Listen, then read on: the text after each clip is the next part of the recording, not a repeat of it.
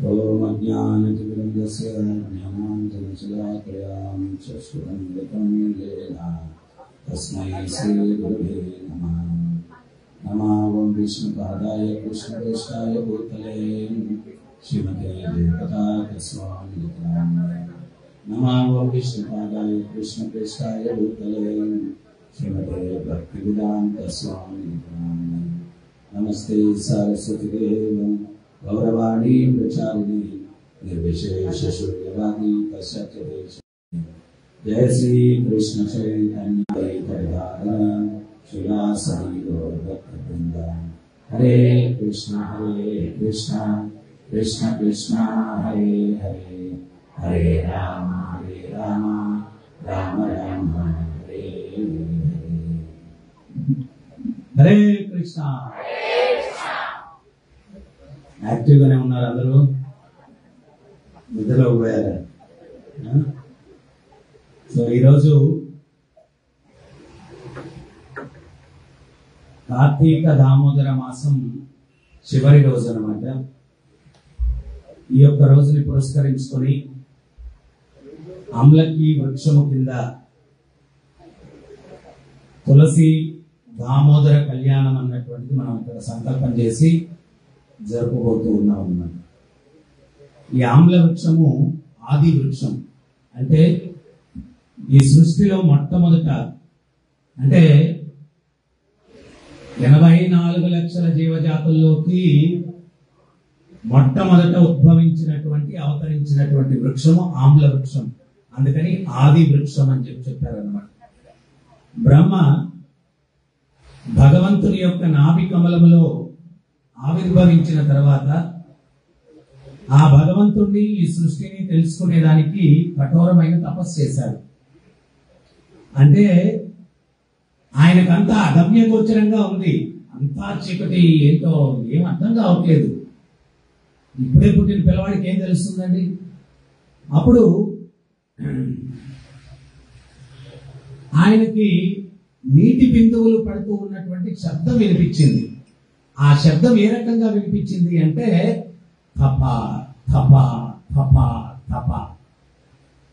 ఆ శబ్దానికి ఆయనకు అర్థమైంది ఏంటి అంటే భగవంతుణ్ణి గాని ఈ సృష్టిని గాని నేను అర్థం చేసుకోవాలంటే తపస్సు చేయాలా. ఆయన కఠోరమైన తపస్సు చేశారు. చేస్తే భగవంతుడు ప్రత్యక్షమై దర్శనం ఇచ్చారు. ఆ భగవంతుని యొక్క దివ్యమంగళ స్వరూపాన్ని చూసిన తర్వాత తన్మయత్వంలో ఆనంద బాష్పాలు కారాయంట.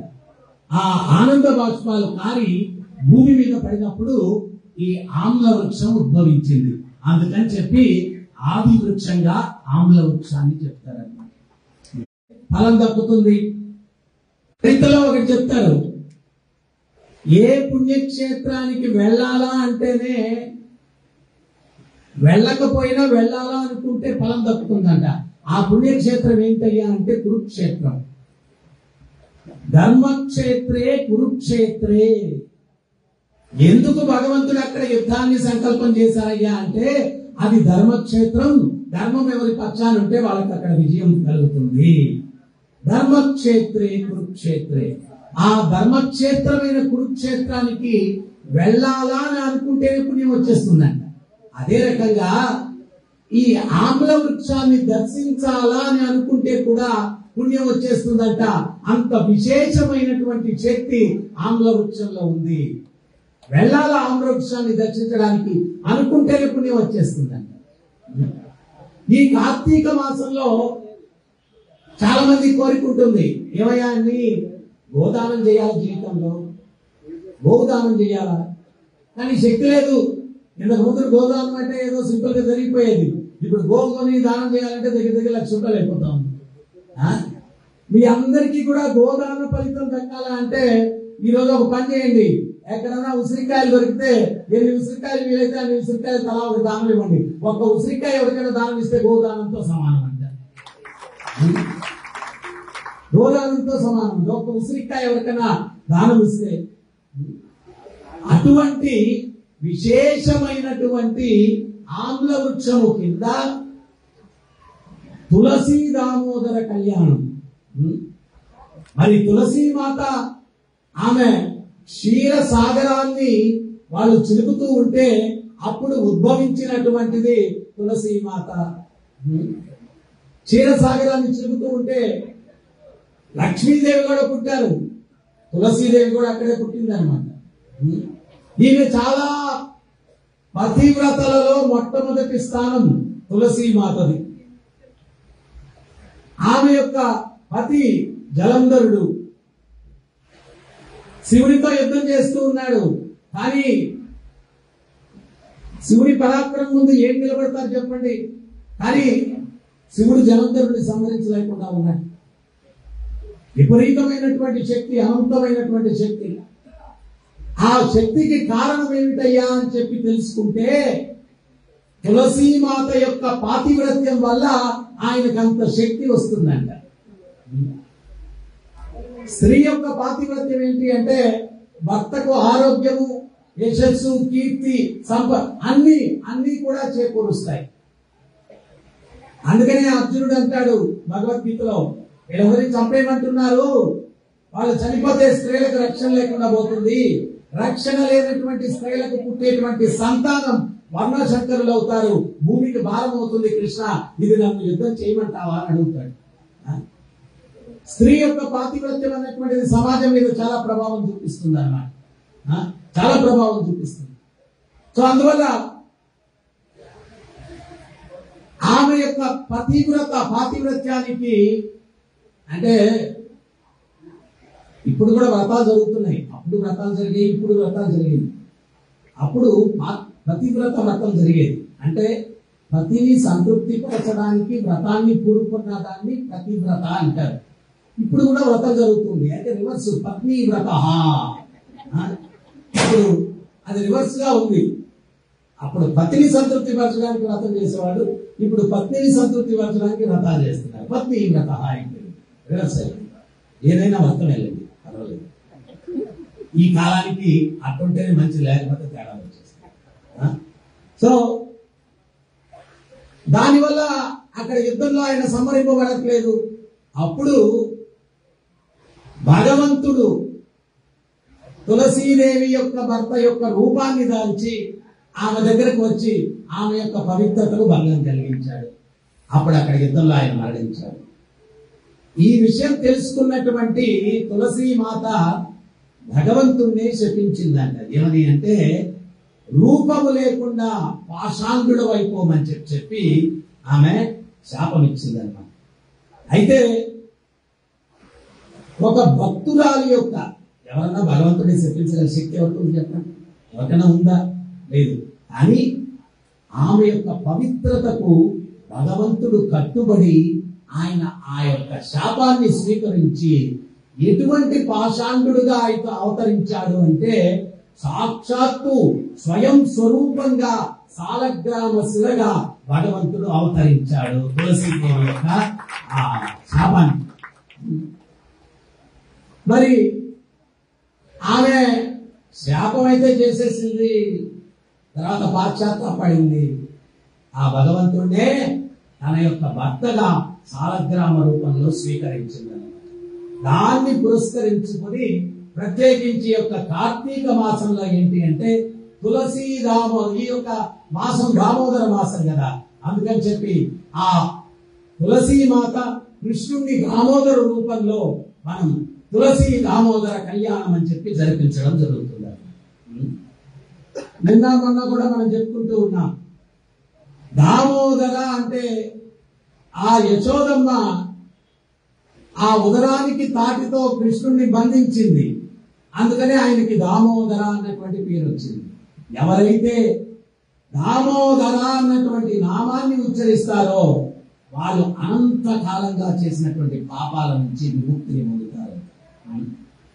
ఈరోజు ఉదయం కూడా భాగవత ప్రవచనంలో నేను చెప్తూ ఉన్నాను, చంద్ర అన్నటువంటి సఖితోటి శ్రీమతి రాధారాణి అంటూ ఉంది. ఏమనంటుందంటే కృష్ణుని పట్ల అపారమైనటువంటి భక్తి నాకు ఎట్లా కలుగుతుందో, గర్గముని కొన్ని ఉపదేశాలు చేశాడు కదా, ఆ ఉపదేశాల ప్రకారం నువ్వు విన్నావు కదా, నీ సలహా ఏంటో చెప్పు అని చెప్పి రాధారాణి చంద్ర అన్నటువంటి సఖిని అడుగుతుంది.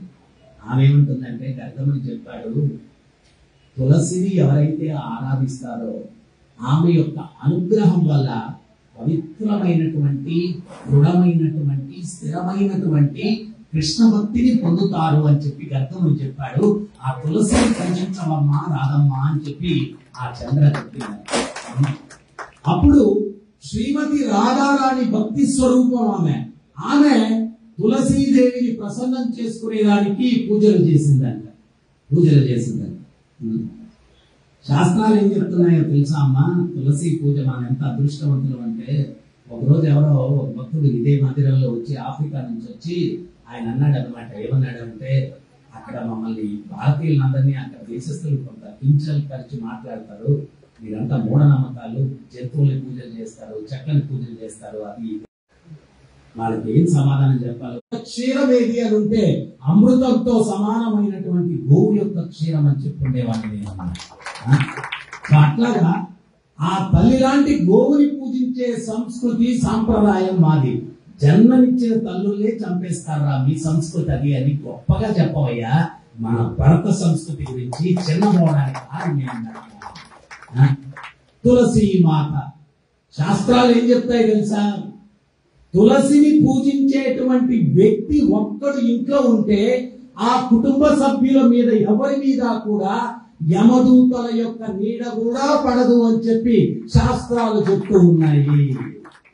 కుటుంబంలో ఒక్కడు తులసిని పూజిస్తే, ఇంతకు ముందు రోజుల్లో మన తల్లులందరూ ఏం చేసేవాళ్ళు, మనకు టైం లేదు, ఆమె ఉదయంతో లేచి తులసిని పూజ చేసేది. ఆ తల్లి ఇంట్లో తులసిని పూజించడం వల్ల మనందరికీ రక్ష కలుగుతూ ఉండింది. ఆ యొక్క యమదూతల యొక్క నీడ కూడా మన మీద పడకుండా ఆ తల్లి పూజలు మనల్ని కాపాడుతూ ఉన్నాయి. ఆ యొక్క తులసిని పూజించడం వల్ల తులసి మాల మెడకు ఎవరైతే ధరిస్తారో వాడు తాగే ప్రతి నీటి బిందువు కూడా అమృతం అంటారు.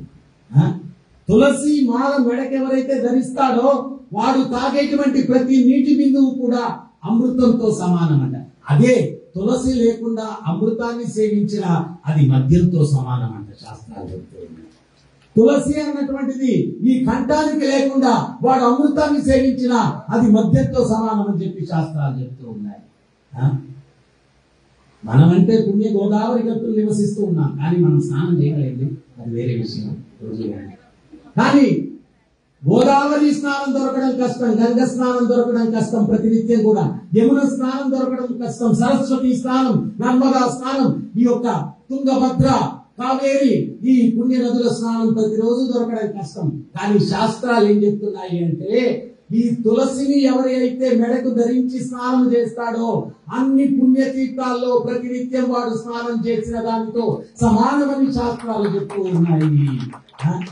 ఈ తులసి మాల ధరించి నీళ్లు మనం నెత్తిన పోసుకున్నప్పుడు ఆ తులసి ఈ యొక్క పూసల మీద ప్రవహించినటువంటి ఆ నీరు అన్ని పుణ్యతీర్థాల నుంచి మన మీద ప్రవహించినట్టు.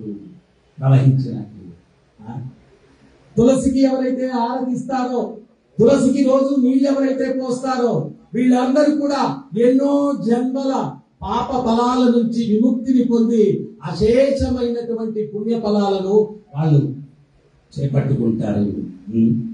సో సాక్షాత్తు రాధారాణి కూడా ఆ తులసి అమ్మవారిని ప్రార్థిస్తే తులసి అమ్మవారు ప్రత్యక్షమయ్యి, ఏం కావాలి రాధమ్మా, నువ్వు భక్తి స్వరూపం, నన్నెందుకమ్మా నువ్వు పూజించావు అంటే అప్పుడు రాధారాణి చెప్తుందంట, నిశ్చలమైన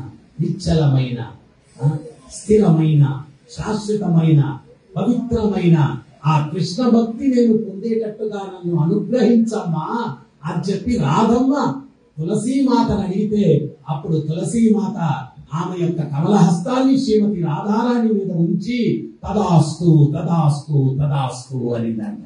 అంటే రాధమ్మ తల్లే ఆ తులసీమాత యొక్క ఆశీర్వచనం తీసుకుంది అంటే ఇంక ఊహించండి ఆమె యొక్క స్థానం ఏంటి అని.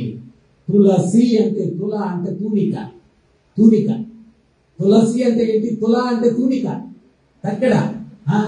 ఆమె భక్తి ఎవరితో సమానం కాదు, ఎవరు తూగరంట ఆమె భక్తి ముందు, అందుకని ఆమె పేరు తులసి అంట.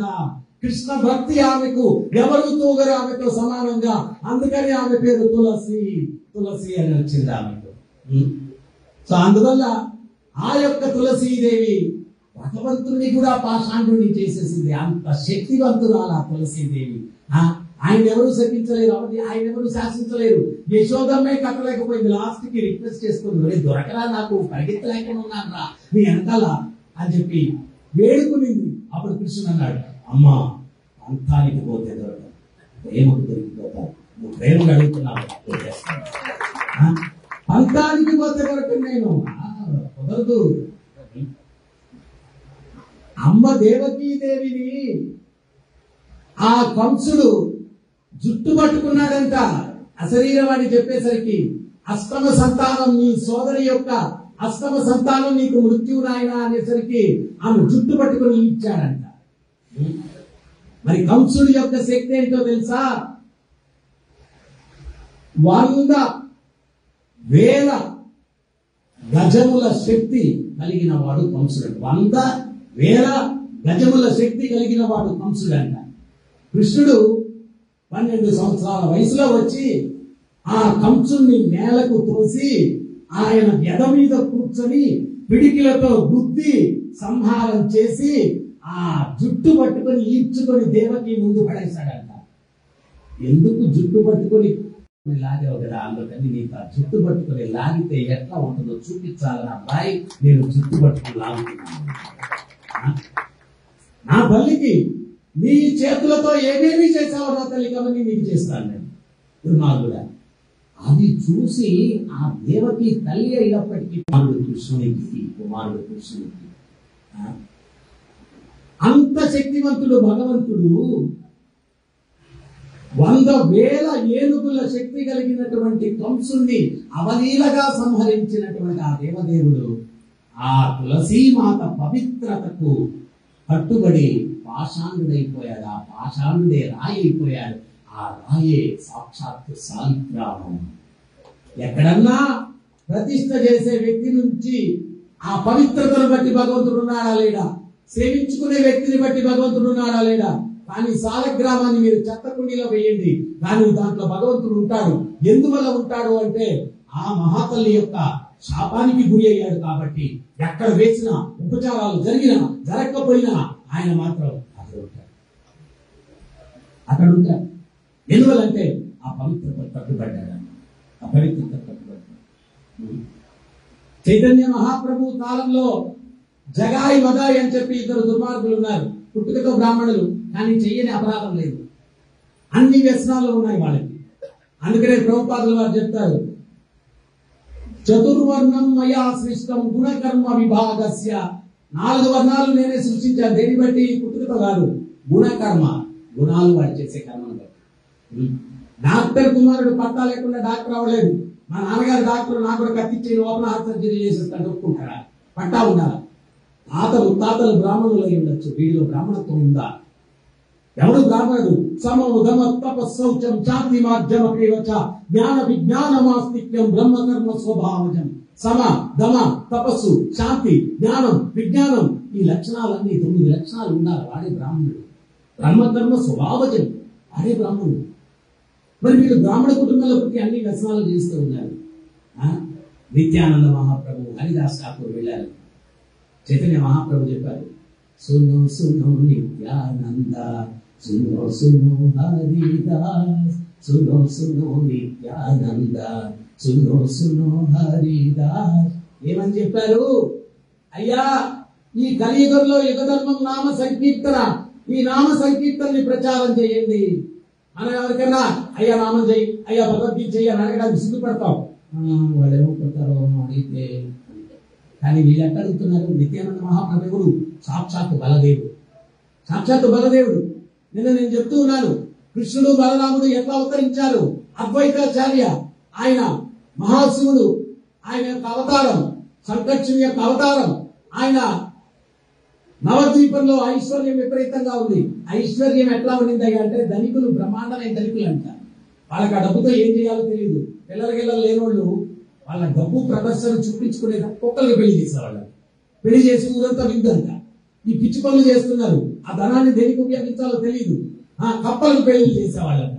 ఆమె కప్పలు పెళ్లి చేసి విందు, ఓరి పిచ్చోళ్ళలారా, మనుషుని మీద పరమార్థం తెలియకుండా జీవితాలు గడుపుతున్నారు.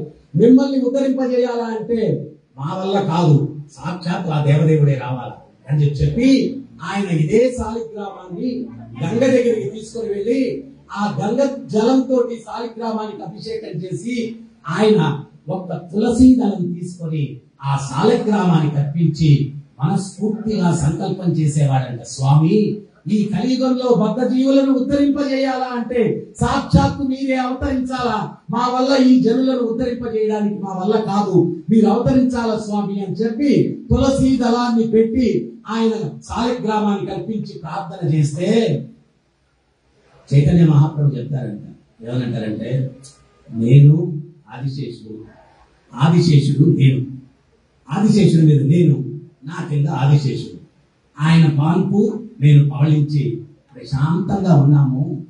ఆ ఒక్క తులసీ దళంతో శాలగ్రామానికి అద్వైతుడు ప్రార్థన చేయడం వల్ల మేమిద్దరం గాఢ నిద్రలో ప్రశాంతంగా ఉన్న నేను గడగడలాడించి మేల్కొని చైతన్య మహాప్రభుగా, నిత్యానంద మహాప్రభుగా అవతరించాము. చైతన్య నిత్యానందులుగా కృష్ణ బలరాములు అవతరించారు. ఆ నిత్యానందుడు ఎవడు అంటే సాక్షాత్తు ఆయన బలదేవుడు. ఆయన హరిదాస్ ఠాకూర్ ఎవరు అంటే బ్రహ్మ. వాళ్ళిద్దరూ కలిసి ఇంటింటికి వెళ్తూ ఉన్నారు. వెళ్ళి ఏమంటున్నారు, మాతా భిక్షాం దేహి, మాతా భిక్షాం దేహి అంటారంట. ఆ మాతలు భిక్ష ఇవ్వడానికి వస్తే వీళ్ళు, అమ్మా మాకు కావాల్సింది ధాన్యమో పండో పలహారమో కాదమ్మా, మాకు కావలసిన భిక్ష వేరే అన్న. ఏంటయ్యా మీకు కావలసిన భిక్ష అంటే, వీళ్ళిద్దరూ ఆ తల్లులకు తండ్రులకు సాష్టాంగ నమస్కారం చేసి కలియుగంలో యుగధర్మం నామ సంకీర్తన, మనుష్య జన్మ చాలా ఉత్కృష్టమైనటువంటిది, ఈ మనుష్య జన్మ ఎత్తిన తర్వాత కేవలం 4 ప్రక్రియలకు దుర్వినియోగం చేయకూడదు, ఆహారం భుజించడం, నిద్రించడం, కొట్లాడడం, సంపర్కం చేయడం, మోక్షాన్ని పొందడం కోసం విలువైన మనుష్య జీవితాన్ని వినియోగించాలా అని సాష్టాంగ నమస్కారం చేసి ఆ తల్లుల్ని ప్రార్థిస్తూ ఉన్నారంట. నిత్యానంద మహాప్రభు, హరిదాస్, దయచేసి యుగధర్మమైనటువంటి ఈ మహామంత్రాన్ని జపించండి. హరే కృష్ణ, శబ్దం అస్సలు, హరే కృష్ణ హరే కృష్ణ కృష్ణ కృష్ణ హరే హరే, హరే రామ హరే రామ రామ. ఈ నామాన్ని జపించండి అని చెప్పి విజ్ఞప్తి చేసుకుంటున్నారంట. ఈ రకంగా ఈ యొక్క చైతన్య నిత్యానంద మహాప్రభు హరిదాస్ వారు ప్రచారం చేసుకుంటూ వెళ్తూ ఉంటే ఈ జగాయి మగాయి తాగి తప్పతోలుతూ ఉన్నారు. వీళ్ళు అంటున్నారు, నిత్యానంద మహాప్రభు అన్నాడు హరిదాస్, హరిదాస్ మామూలు జనాల్ని మార్చడం గొప్ప విశేషం కాదు, ఇటువంటి వాళ్ళని మార్చాలి. వీళ్ళు దగ్గరికి వెళ్ళి, అయ్యా బాబు, మనుష్య జీవితం చాలా విలువైంది, తాగి తందనాలు ఆడటం, వీటి కోసం మీ జీవితాన్ని దుర్వినియోగం చేయద్దు, యుగధర్మమైనటువంటి హరినామాన్ని జపించండి అని చెప్పి అంటే వాళ్ళు అంటున్నారంట, హరినామం లేదు, గిరినామం లేదు, మందుగా ఉండే మత్తుగా తెలిస్తే హరి గిరి 2 వదిలేసి మాతో ఉండిపోతారు. పిచ్చోడలారా, హరినామంలో ఉండే మాధుర్యం తెలియదురా నాయన మీకు, ఈ ముంతలో ఉండే మాధుర్యం నీకు తెలియదు. ఓరే నాయన, ముంత లేదు గింత లేదు, గుంతుడి పద్మాలలో ఉందిరా మోక్షానికి మార్గం, పిచ్చోళ్ళలారా అని చెప్పంటే వాళ్ళు తాగిన మైకంలో ఆ మందు పాత్ర తీసి నిత్యానంద మహాప్రభు తల మీద మోదారు. రక్తం దారలుగా కారుతూ ఉంది. చైతన్య మహాప్రభు సుదర్శన చక్రంతో ప్రత్యక్షమైపోయారు.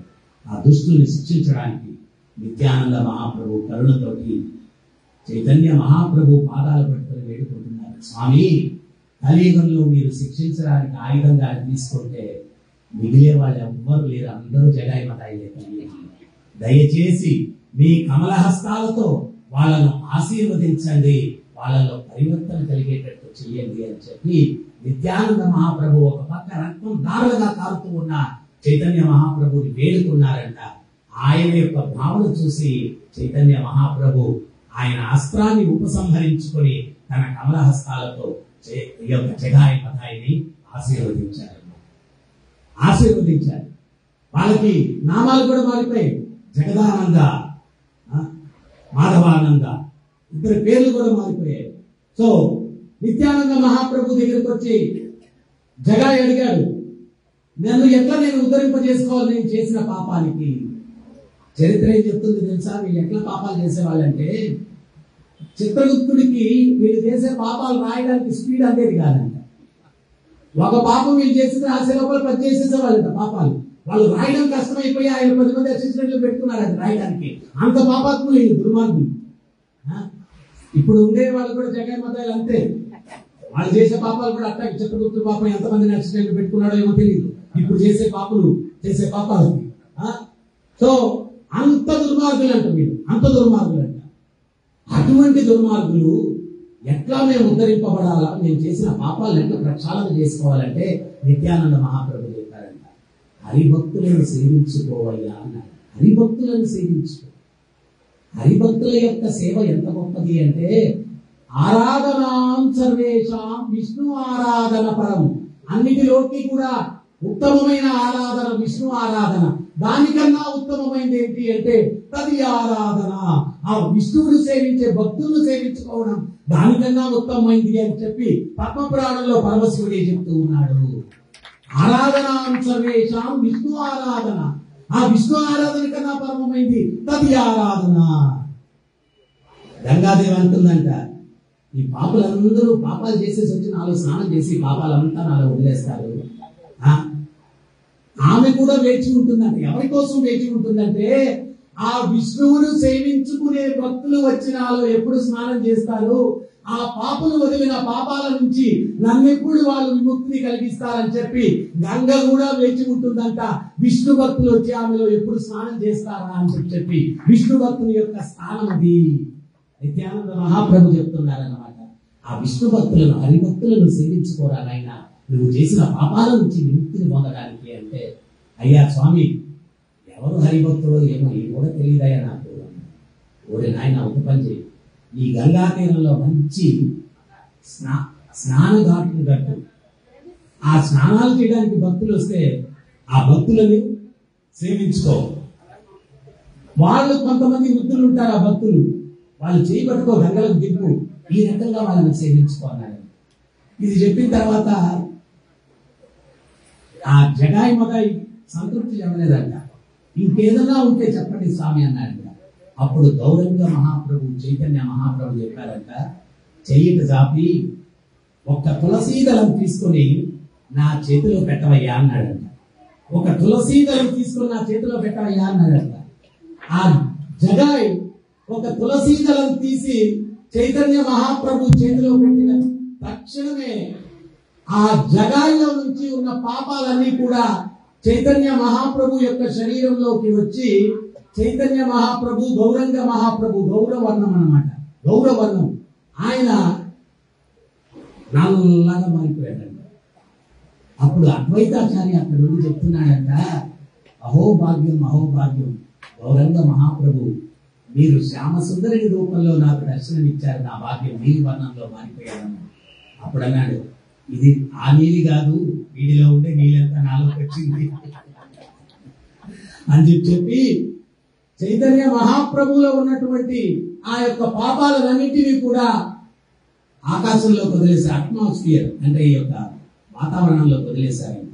అప్పుడు చైతన్య మహాప్రభు చెప్పారంట, నాలో ఆ జగాయి మదాల్లో ఉన్న పాపాలన్నీ నేను స్వీకరించాను, వాటిని వాతావరణంలో వదిలేశాను. ఎవరైతే హరిభక్తులను నిందిస్తారో, హరిభక్తులకు అపరాధం చేస్తారో, ఈ వాతావరణంలో ఉన్నటువంటి పాపాలన్నీ వాళ్ళని ఆవహిస్తాయి అని చెప్పి చైతన్య మహాప్రభు చెప్తారు. అందువల్ల హరిభక్తులను మనం అనవసరంగా ఏది నిందించకూడదు, అనవసరమైన అపరాధాలు చేయడానికి మనం ప్రయత్నించకూడదు అన్నమాట. ఈ రకంగా ఎన్నో ఎన్నో ఎన్నో తులసి మహారాణి యొక్క, ఆమె యొక్క మహిమలు అనంతం. మనందరి యొక్క అదృష్టం ఏంటి అంటే, భారతదేశంలో ప్రతి ఇంట్లో తులసి మొక్క ఉంటుంది అన్నమాట. ప్రతి ఇంట్లో తులసి మొక్క ఉంటుంది. రోజు ఆ తులసికి నీళ్లు పోయండి, రోజు హారతి ఇవ్వండి, అగరబత్తులు ఇవ్వండి, పుష్పాలు అర్పించండి. ఇవన్నీ చేయడం వల్ల శాస్త్రాలు ఏం చెప్తున్నాయి అంటే, ఆ తులసిని పూజించే వ్యక్తి ఇంట్లో ఉన్న సభ్యులందరి మీద కూడా యమకింకర్ల యొక్క నీడ కూడా పడదు అని చెప్తూ ఉంటారండి. యమకింకర్ల యొక్క నీడ కూడా పడదు. పురంధరదాసు కీర్తన చెప్తాడు, అజామినుడు విషయంలో యమకింకర్లు వచ్చి స్వామి వాడిని నరకానికి తీసుకురావాల్సిన పరిస్థితి అయితే వాళ్ళెవరో దివ్యంగా ఉన్నారు, విష్ణుదూతలంట, వారించారు. మరి ఎటువంటి వాళ్ళను మనకు అధికారం ఉంటుంది, ఎటువంటి వాళ్ళ మీద మనకు అధికారం ఉండదు అంటే అప్పుడు యమధర్మరాజు చెప్తాడంట, ఎవరైతే మనుష్య జన్మ ఎత్తిన తర్వాత వాడికి జిహ్వా నది ఉన్న తర్వాత ఆ హరిని కీర్తించడో వాడు మన పార్టీ అన్నాడు. వాడి మీద మనకి అధికారం ఉంటుంది. మనిషి అన్న తర్వాత మనసు అన్నది ఉన్న తర్వాత ఎవరైతే ఆ మనసులో ఆ కృష్ణుని ధ్యానించడో వాడి మీద అధికారం ఉంది మనకన్నాడు. ఆ మనుష్య జన్మ ఎత్తిన తర్వాత ఎవడి శిరస్సును ఆ భగవంతునికి ప్రణమల్లడో వాడి మీద ఉంది మనకు అధికారం అన్నాడంట. ఇవన్నీ చేసే వాళ్ళకి మీద మనకు అధికారం లేదు, మన నీడ కూడా వాళ్ళకు తగలడానికి లేదు అని చెప్పి యమధర్మరాజు చెప్పారంట. సో మరి మీరు ఎవరికి అధికారం ఇస్తారు? నామం అదే కుదరదండి, చెయ్యండి. ధ్యానం అబ్బే అస్సలు కుదరదండి, మా ధ్యానాలంతా నేనే. ఎవరికి అధికారం ఇస్తారు? విష్ణువుకి అధికారం ఇస్తారా, యమకింకర్లకు అధికారం ఇస్తారా? విష్ణువుకి అధికారం ఇవ్వాలంటే ఏం చేయాలా? ఈసారి ప్రసాదాలు ఉన్నాయండి. లాస్ట్ టైం అంటే అందరూ ఉపవాసం అనుకోని ఏదో పొరపడి పోయి ప్రసాదాలు లేకుండా చేశారు. ఈసారి నాయన అందరూ ఉపవాసం ఉండే పరిస్థితి కాదు, కలియుగం ఇది, ఎవరో కొందరు ఉంటారు, మిగిలిన వాళ్ళు ఉండరు, వాళ్ళ కోసం ప్రసాదం ఖచ్చితంగా చేయాలంటే మీ అందరికి కూడా మంచి ప్రసాదాలు 4-5 వెరైటీలు కాదు 6 వెరైటీలు చేశారంట. ఇవన్నీ విన్న తర్వాత కూడా నీరసంగా చెప్తే చెప్పాలా?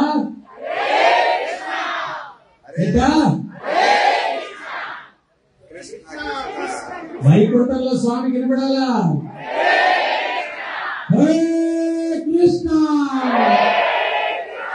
హరే కృష్ణ కృష్ణ కృష్ణ హరే హరే హరే రామ హరే రామ రామ రామ హరే హరే. హరిదాస్ ఠాకూర్ అనే ఒక మహాభక్తుడు ఉన్నాడు. ఆయన పూర్వజన్మలో ఒక బ్రాహ్మణ పుత్రుడు అంట. తర్వాత మహమ్మదీయుడిగా పుట్టాడు. రోజుకి 3 లక్షల నామాలు జపించేవాడంట ఆయన. అంటే ఆల్మోస్ట్ రోజంతా జపం చేసేవాడు. ఆయన మీద కుట్రతోటి మహమ్మదీయ రాజులు ఒక అందమైన వేశ్యను పంపించారు ఆయన వ్రతాన్ని భంగం చేయడానికి. ఆ వేశ్య వచ్చి మీతో నేను సాంగత్యం చేయాలా అనుకుంటున్నాను. అప్పుడు హరిదాస్ ఠాకూర్ అన్నాడు, పర్లేదు సాంగత్యం చేస్తారు, అయితే నేను రోజులో చేయాల్సిన జపం ఉంది, అది అయిపోయిన తర్వాత సాంగత్యం చేస్తాను అన్నారు. సో రోజంతా ఏం చేశారు? హరే కృష్ణ కృష్ణ కృష్ణ హరే హరే హరే రామ రామ రామ హరే హరే హరే కృష్ణ కృష్ణ కృష్ణ హరే హరే హరే రామ రామ రామ హరే హరే హరే కృష్ణ కృష్ణ కృష్ణ హరే హరే హరే రామ రామ రామ హరే హరే. రోజంతా జపం చేస్తా ఉన్నాడు. ఆ వేసి కూర్చొని వింటా ఉంది. సాయంత్రం చీకటి పడింది. స్వామి రోజులో జపం అయిపోయిన తర్వాత నాతో సాంగత్యం చేస్తారన్నారు కదా అని. అప్పుడు ఆయన అన్నారు, అవునవును రోజులో చేయాల్సిన జపం అయింది, ఇప్పుడు రాత్రి చేయాల్సిన జపం అని చెప్పి రాత్రంతా హరే కృష్ణ కృష్ణ కృష్ణ హరే హరే హరే రామ రామ రామ హరే హరే హరే కృష్ణ కృష్ణ కృష్ణ హరే హరే హరే రామ రామ రామ హరే హరే హరే కృష్ణ కృష్ణ కృష్ణ హరే హరే హరే రామ రామ రామ హరే హరే. మళ్ళా రాత్రి అయిపోయింది. మళ్ళా అనింది, గురువుగారు రాత్రి అయిపోయింది అన్నారు కదా, మళ్ళా హరిదాస్ ఠాకూర్ రాత్రి చేయాల్సిన జపం అయిపోయింది, మళ్ళీ రోజులు చేయాల్సిన జపం ఉంది. ఈ రకంగా 3 రోజులు గడిచింది. ఆ పవిత్ర భక్తుని యొక్క ముఖ పద్మాల నుంచి వెలువడినటువంటి ఆ భగవత్ నామం ఆమె చెవులు పడేసరికి నేను ఉదయం కూడా చెప్తూ ఉన్నాను, ఆ భగవంతుని యొక్క నామం ప్రహ్లాదుడు చెప్తాడు, పరీక్షిత్ చెప్తాడు. ఏమని చెప్తారు అంటే, ఆ నామం కానీ ఆయన యొక్క లీలలు కానీ ఎవడైతే వింటాడో కర్ణం అన్నటువంటి ద్వారము ద్వారా హృదయంలోనికి వెళ్ళి భగవంతుడు హృదయంలో తిష్ట వేసి ఆ హృదయంలో కూర్చొని ఏం చేస్తాడు అంటే ఆయన ఉతకడం మొదలు పెడతాడంట. ఉతకడం మొదలు పెడతాడు. ఏంటి బట్టలు ఉతికినట్టు మన చైతన్యాన్ని హృదయంలో తిష్ట వేసి మన చైతన్యాన్ని ఉతుకుతాడంట భగవంతుడు. మన హృదయాన్ని ఆత్మను శుద్ధి చేస్తాడంట. ఎవరైతే ఆ భగవత్ నామాన్ని ఆ భగవంతుని యొక్క లీలలను శ్రవణం చేస్తారో ఆ వేశ్య యొక్క హృదయంలోకి వెళ్ళి భగవంతుడు కూర్చొని పరివర్తన తీసుకొచ్చాడు. 3 రోజుల తర్వాత ఆమె సాష్టాంగ నమస్కారం చేసి గురువు గారు నన్ను క్షమించండి అయ్యా, మీ మీద కుట్రతోటి ఆ మహమ్మదీయ రాజులు నన్ను ప్రయోగించారు అస్త్రం లాగా, నన్ను క్షమించండి. అప్పుడు హరిదాస్ ఠాకూర్ అంటున్నాడంట, ఆ విషయం నాకు తెలుసు అన్నాడు. మరి తెలిస్తే నన్ను తిరస్కరించకుండా నన్ను ఎందుకు కూర్చోబెట్టుకున్నారు స్వామి అంటే, తిరస్కరించుంటే నీలో పరివర్తన కలుగుండేదా, నేను స్వీకరించి నీలో పరివర్తన తీసుకొచ్చాను అని చెప్పాడంట హరినామాలయం. అప్పుడు ఆమెకు నన్ను నేను చేసిన అపరాధానికి విముక్తి ఏంటి స్వామి అంటే, ఈ నామం చేసుకుంటూ మరి నామం ఎట్లా చేయాలి స్వామి అంటే, మాల ఇచ్చి ఒక తులసి మొక్కను నాటి ఆ తులసికి ప్రదక్షిణ చేస్తూ ఆ తులసి మాత సాంగత్యంలో భగవత్ నామాన్ని జపించుకో, నీ జన్మ ధన్యమవుతుంది అని చెప్పి ఆ వేషకు చెప్పి హరిదాస్ ఠాకూర్ ఆ ప్రదేశాన్ని వదిలిపెట్టి వెళ్ళిపోతే ఆ తులసి మొక్క దగ్గర కూర్చొని 3 మాసాలు భగవత్ నామాన్ని రాత్రి పగలు జపించేసరికి ఆమె వేశ్యా ప్రవృత్తి పోయి ఆమె హరిదాసి అయ్యిందంట. ఆ ఊరు జనాలందరూ కూడా వచ్చి చెప్పారంట, ఈ తులసిని సేవించి ఆ తులసి మాతను సేవించి హరినామము కీర్తించినటువంటి ఈమెను ఈ రోజు నుంచి ఎవరన్నా వేశ్య అన్న మాట అంటే వారిని ఊరి నుంచి బహిష్కరిస్తాము. ఈమె పరమ సాధ్వి, ఈ రోజు నుంచి పరమ పవిత్రురాలు, ఈ రోజు నుంచి ఈమె హరిదాసి అన్నారు. హరిదాసి ఆ యొక్క తులసి మాత సాంగత్యంలో భగవత్ నామాన్ని జపించడం వల్ల కలిగేటువంటి శక్తి అది. ఈ జగాయి మదాయిలు కూడా భగవత్ నామాన్ని జపించడం వల్ల వాళ్ళు పరమోత్కృష్టమైన భక్తులయ్యారు. చివరికి ఒక చెప్పి ముగించేస్తారు. ఆయన పదే చూస్తున్నాడు. ఇందాక నుంచి ఎంత అసహనంగా ఉన్నాడంటే చూస్తాడు, మన వాళ్ళు చూసుకుంటాడు. సరే నేను ఎప్పుడు సంవత్సరానికి ఒకసారి చూస్తాను, మరి అట్లా చూస్తే ఆయన పవర్ కొంచెం తగ్గించి చూస్తున్నాడు, లేకపోతే ఏదో అయిపోయేది.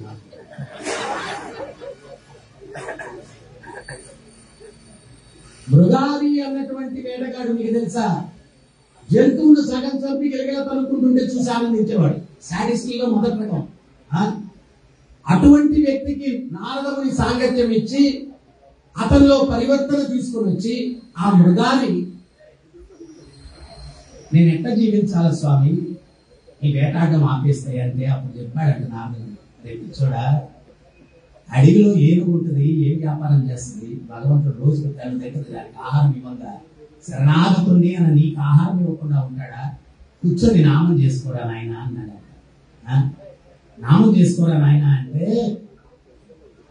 ఎట్లా నామం చేయాలా అంటే ఆ మృగానికి చెప్పాడంట నారదముని, నీ యొక్క ఇంటి ముందు తులసి మొక్కను నాటుకో, ఆ తులసిని ప్రదక్షిణ చేస్తూ ఆ తులసి మాత యొక్క సాంగత్యంలో భగవత్ నామాన్ని నువ్వు జపించు అని చెప్పి మృగానికి ఆయన సందేశం ఇచ్చాడు. మృగాలి అంటే అర్థం ఏంటో తెలుసా, మృగా అంటే మృగాలు, మృగాలే అతని పేరు మృగాలి కాదు, మృగాలే అంటే మృగములకు శత్రువు అంటే, రే అంటే శత్రువు అంటే మృగాలే. మీరు అందుకనే హరే కృష్ణ మంత్రం చెప్పేటప్పుడు కూడా చాలా మంది చాలా రోజులు చేశారు గురువు గారు, ఫలితం రావట్లేదు అంటే మనం ఏంటి అంటే స్పష్టంగా ఉచ్చరించట్లేదు. ఒకసారి మా గురువు గారు అందరు భక్తులకి మాలలు ఇచ్చి ఎవరు ఎన్ని నిమిషాల్లో మాల పూర్తి చేస్తారని ఒక సెమినార్ కండక్ట్ చేశారు. ఒక ఆయన వచ్చి మామూలుగా ఒక 6 నిమిషాల నుంచి 7 నిమిషాలు, కొంచెం స్లో చేసేవాళ్ళంటే 10 నిమిషాలు పడుతుంది. ఒక ఆయన వచ్చేసి గొప్పగా అనుకుంటారని చెప్పి 2 నిమిషాలు పూర్తి చేశాము. అప్పుడు గురువు గారు అన్నారు, ఈ కథ చెప్పారు. అప్పుడు ఆయన ఏం చెప్పారంటే, నాయన 2 నిమిషాల్లో అసాధ్యం. నువ్వు స్పష్టంగా ఉచ్చరించి నామం చేస్తే హరే కృష్ణ కృష్ణ కృష్ణ హరే హరే, హరే రామ రామ రామ హరే హరే అని చెప్పి స్పష్టంగా చేస్తే 6 నుంచి 7 నిమిషాలు 7 నిమిషాలు పడుతుంది. నన్ను 2 నిమిషాలు చేసావంటే ఎట్ చేసావంటే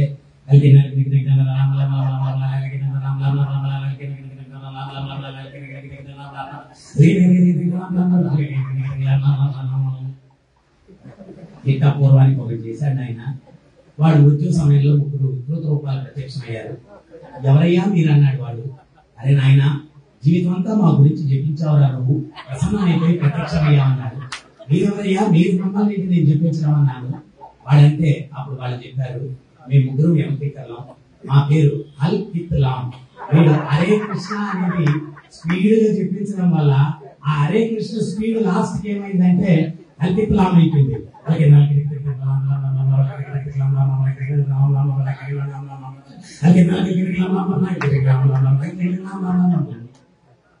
మేము 3 ప్రసన్నమైపోయాం, రాపోదాం అన్నాడు.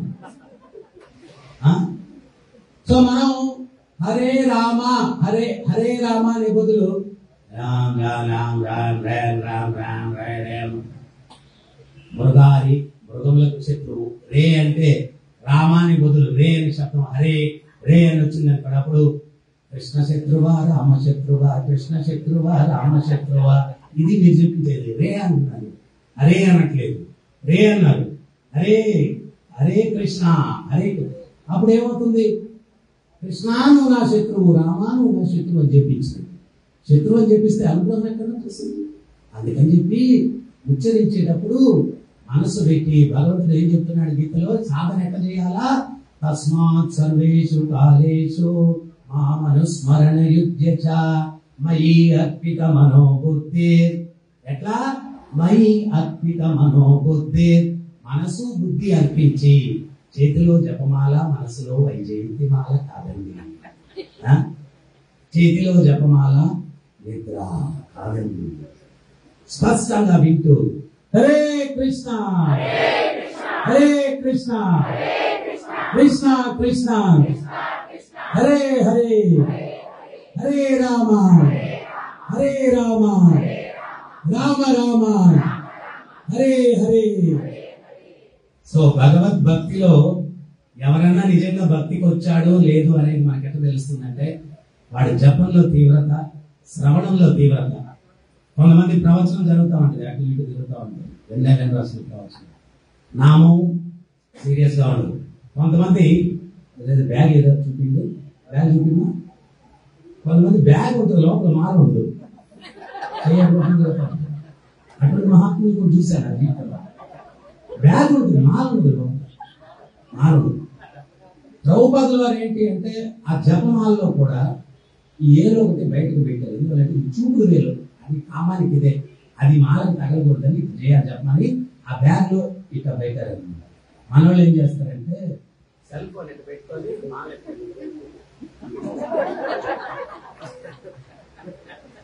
ప్రభుపాదుల వారికి నువ్వు ఆ ఏలు దానికి ఉపయోగిస్తామని తెలుసుంటే అచ్చికి పెట్టుండేవాడు. భవిష్యత్తులో సెల్ ఫోన్ వచ్చేస్తాయి, ఆ ఏలు దానికి ఉపయోగిస్తారు, ఫోన్ స్క్రోల్ చేయడానికి. దానికి ఎంత తెలుసుంటే దానికి చిల్లు లేకుండా చేసి ఇప్పుడైనా మనం మోడిఫై చేయాలి, దానికి రంధ్రం లేకుండా చేసేయాలి. అది పెట్టుకుంటాం చాలా మంది.